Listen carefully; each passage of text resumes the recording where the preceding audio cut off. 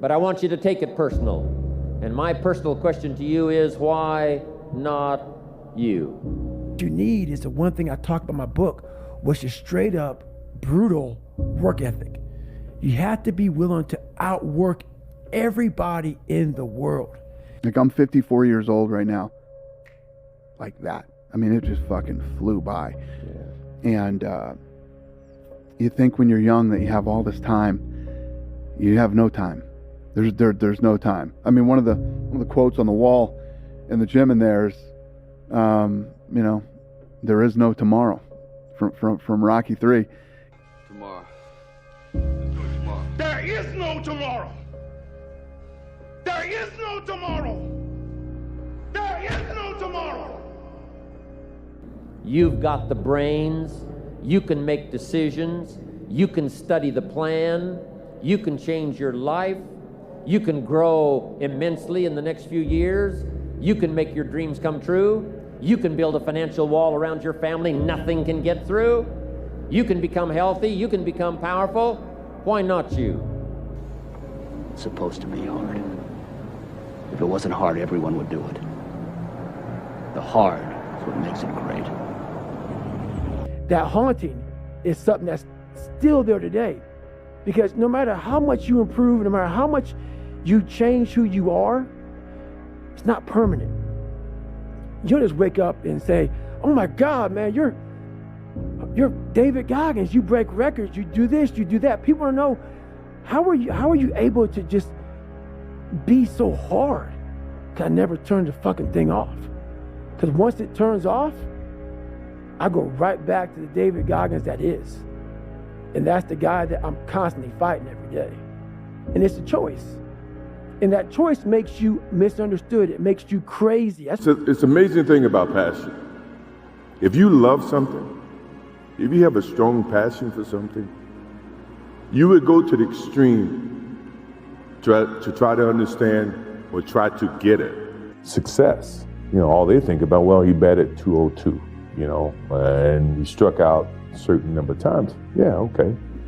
You know, but the effort was there, and the learning curve and the passion was there that has transcended not just to me, but to other people who are afraid to do things because they're worried about the perception that may come from other places.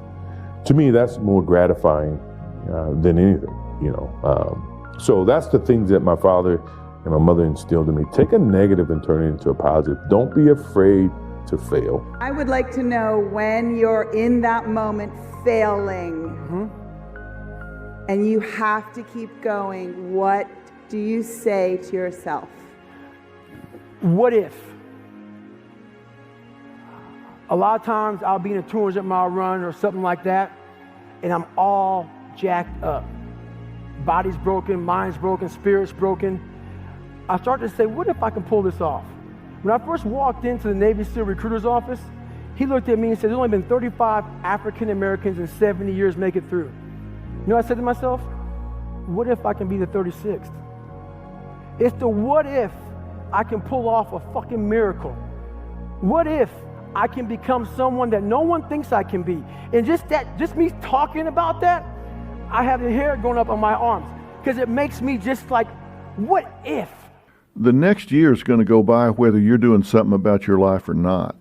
I mean, we're sitting here right now at the end of February, and the next 10 months are going to go by whether somebody is working to make change or whether they're not. And they may think, you know, oh my God, I'm so far overweight, I'll never get it under control, or I'm so behind in my bills, or I'm so, you know, just depressed, or everything is so out of control. Well, you know what? You make those incremental changes, and then, you know, pretty soon in December you go, hey, well, I'm way better off than I was at the end of February.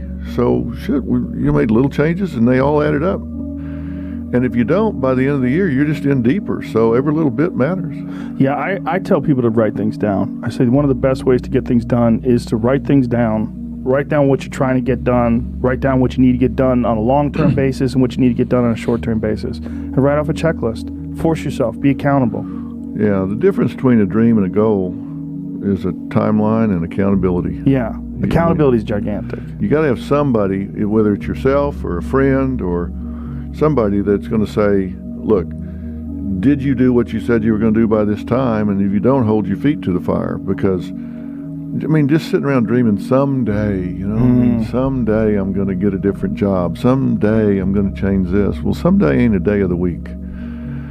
There's Monday, Tuesday, Wednesday, Thursday, Friday, Saturday, Sunday. Look on your calendar. Some days not on there. So you got to say, okay, I'm going to take this small step by here, this small step by there, this small step by there. And then pretty soon, we don't leap tall buildings in a single bound. We take it a floor at a time. And then you put a goal in your mind. How are you going to feel, man, when you accomplish this goal coming from that shit? Coming from the fucking hell you came from. A lot of people start from a good starting point. They have a good foundation. What if you can surpass all of these motherfuckers? What if everybody who was fucking way up here started up here, and you started with no legs. You had to grow fucking legs to even start walking, and then crawling, and then running. And then you start passing people with all this given to them. I had to use all this negative shit that was making me weak and horrible as a person. I had to use this as the power that now fueled me. I had to flip it on its head and say, hold up. This might be exactly what I need. You can't wait for everything to be perfect to start living your life. Because I bet that's what I've done. My whole life has been like that. Inside of me, it has been, as soon as it's all lined up, I'm going to show you myself. As soon as I've got it all looking the way I want, I'm going to show up for you. And for me. What does don't half-ass it mean to you? If you're going to do it, do it. Say what you can do. Do what you say. If you can't do it, don't say you can do it. Don't over-leverage yourself. Don't over-leverage a decision and then jump in and kind of dip a toe. I think I'll try it out. No, think if you're going to try it out beforehand, but when it's time to go, dive. Finish it. Find out. Come out the other side. Don't leave it and go, ooh, if I just would have. That keeps me up at night. I think it keeps a lot of us up at night. When you half-ass something and you just don't know whether you failed or succeeded, got what you want or didn't get what you want. Finding out and looking in the mirror and going, I didn't half-ass it. I went all the way. I found out, and that ain't for me. Or I found out, and you damn right that is for me. That's a great place to get to. But the limbo of not knowing, if you half-ass something, the limbo of going, I hedged my bet. What could have happened? You don't know. You're going to lose sleep. You'll doubt whether it'll work. You'll stress to make ends meet. You won't finish your to-do list. You'll wonder whether you made the right call and have no way to know for years. This is what hard feels like, and that's okay. Everything worth doing is hard, and the more worth doing it is, the harder it is. The greater the payoff, the greater the hardship. If it's hard, good. It means no one else will do it. More for you. I think a lot of entrepreneurship and even personal growth is training yourself on how you respond to hard. Because in the early days, hard was, ooh, stop. This isn't good. I should, this is a warning sign. This is a red flag. I should slow down, or I should stop, I should pivot. But the more I think about it as a competitive landscape, as I'm clear on what this path is supposed to look like, and these rocks and these dragons are things that I'm going to have to slay along the way to get the princess or get the treasure, I get happier about the harder it is because I know that no one else will follow. It's a selection effect. And I think if you can shift from this is hard to no one else will be able to do this, then it flips from being this thing that you're like, oh, poor me, to oh, poor everyone else who's going to have to fucking try. Yeah. Yes, talent matters. I'm not going to stand here and tell you it doesn't.